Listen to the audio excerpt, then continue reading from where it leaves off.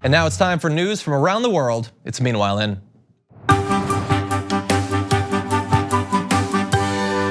Meanwhile, in Australia, that kangaroo would probably be on fire, tragically, because the insane heat wave and brush fires have not abated since we last spoke about them on the show a few weeks ago. It is horrendous. In fact, record-setting. So let's go through a few of the issues we're dealing with right now. Almost 2,000 firefighters were battling 108 separate blazes across New South Wales on Monday. That's earlier this week, ahead of extreme heat forecasts for much of Australia throughout the rest of the week. So we're now in that rest of the week. And you wanna know how bad it was? It was 2 days ago, Australia set a record for the hottest day at this time of the year. But they weren't satisfied with that. The next day, they broke that record then. This is absolutely horrendous. It had already been horrible for months at this point. I mean, we talked about the koalas a few weeks ago.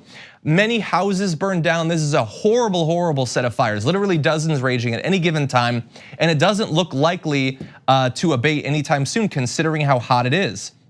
Areas of inland South Australia are forecast to have 5 consecutive days of 113 degrees or hotter temperatures, with 3 higher than 116.6 degrees.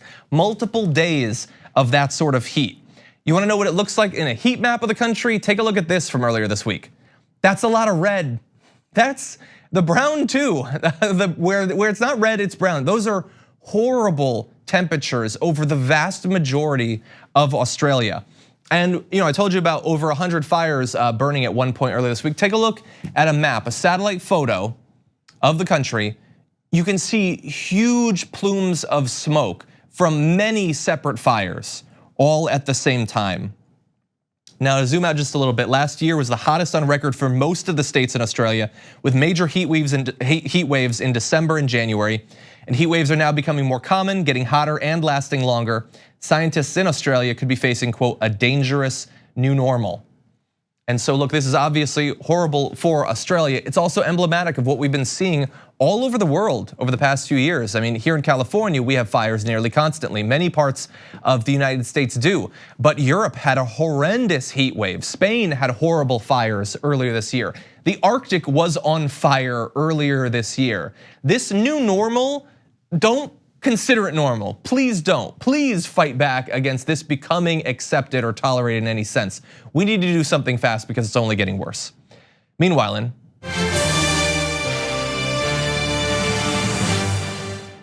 in India, they're setting records as well, this time in the area of cracking down on people's free ability to communicate over the internet. Let's talk about their shutdown of the internet in Kashmir.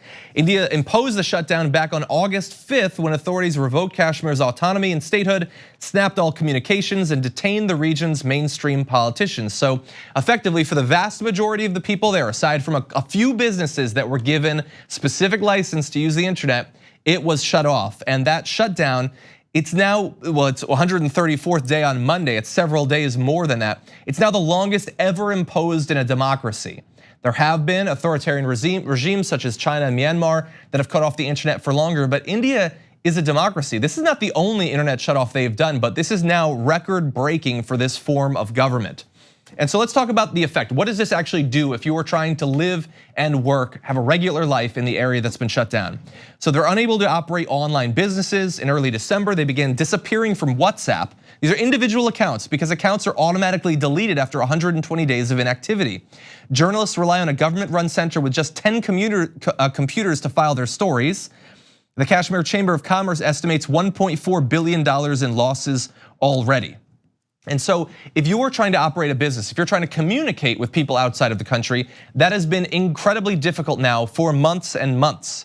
And India's foreign minister has defended the shutdown, saying it's being used to disrupt activity by militant groups that India accuses Pakistan of supporting. That was the initial argument. It is still being used.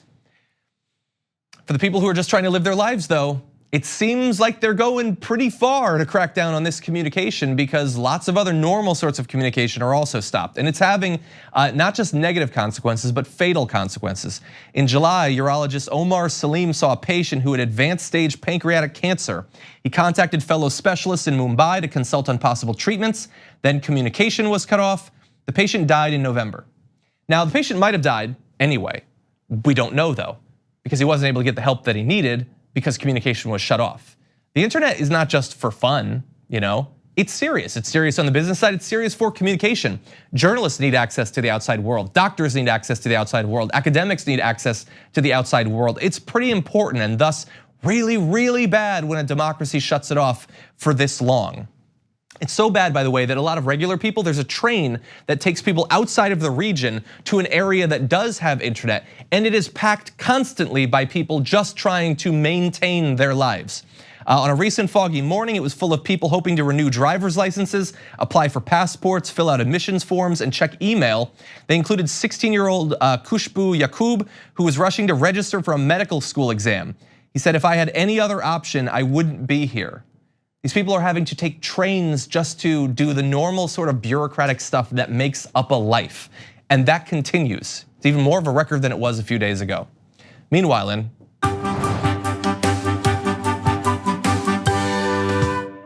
Bangladesh, Lululemon is in some trouble. Now, the Canadian brand recently launched a partnership with the United Nations Foundation to reduce stress levels and promote the mental health of aid workers. So doing some good stuff, but there is some stress for people who are sourcing clothing in Bangladesh for Lululemon.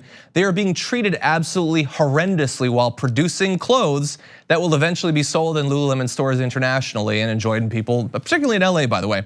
So here are some of the claims that factory workers have made. Factory workers who break any rules or leave earlier than expected are verbally abused by management and hit. Some said they have been made to work despite ill health. Some laborers are paid less than 85 pounds a month. That is less than the price of one pair of Lululemon leggings. They're forced to work overtime to hit targets, saying they sometimes felt immense pressure not to leave their workstations. They faced physical violence and regular humiliation at the hands of their managers, who literally will hit them and also launch misogynistic attacks against them. Here is one individual's experience. She said, "I was sick, so one day I left work at 5 p.m., but I informed the line supervisor. He told his bosses I left without telling anyone, and the next day when I went to work, the technician in charge of my line slapped me. He slapped me so hard my cheeks turned red and everyone asked me what happened. I couldn't tell them the actual story, I just told them I had allergies." She claimed she didn't complain as she felt no one would care, and she added that female workers were also called prostitutes. One other example, during last Ramadan, they created a new line and recruited new female workers. One day, a technician hit a label operator so hard on her chest, we could see she was in pain the whole day. She was lying in the back of the line for hours, but our bosses did nothing about her. Now, Lululemon has put out a statement saying there are currently no orders planned for this factory, and we will take appropriate actions based upon the findings of our investigation. At the end of the day, this isn't just about this factory, it's not just about Lululemon. Like, this is a thing, we've known about this stuff for years and years and years. It isn't stopping, it still continues. For some of the biggest brands in the world, it continues, and we need to take it seriously.